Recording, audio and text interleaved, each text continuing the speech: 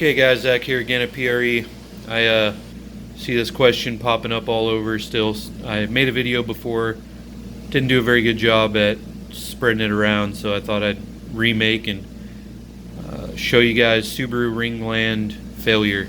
Most common cause. There's a couple other ways that it can fail, but this is really universal for all pistons, not just Subarus. Subarus just happen to fail from this more frequently. This is your piston ring. This area right up here is the gap. When this is compressed down in the bore, the gap becomes much smaller. Usually in the upper teens as far as thousandths of an inch. What happens is as we put heat into this ring, the ring grows.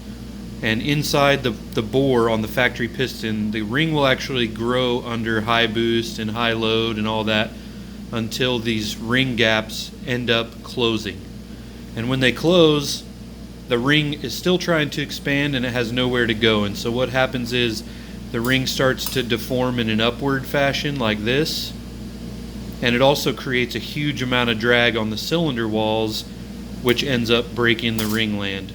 So you can see on this piston here, we have multiple broken lands. And if I was to pull this straight out of the motor and show it to you guys, you would see that the brakes typically coincide with the ends of the ring, like here.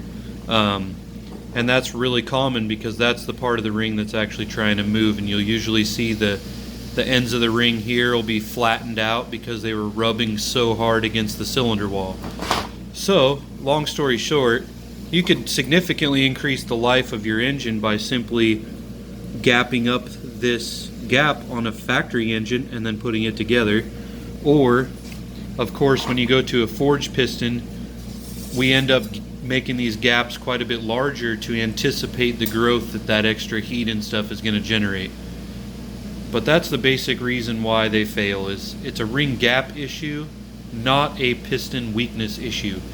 The problem is only compounded by the fact that the Subaru runs a nearly 4-inch bore, and so you have a lot of ring here to expand. And of course, you know, when you start turning the boost up or you do a 5th gear pull or something like that, then all that heat is getting soaked up in the piston and in these rings. Anyway, hopefully that's a good quick explanation for you guys. Thanks for tuning in.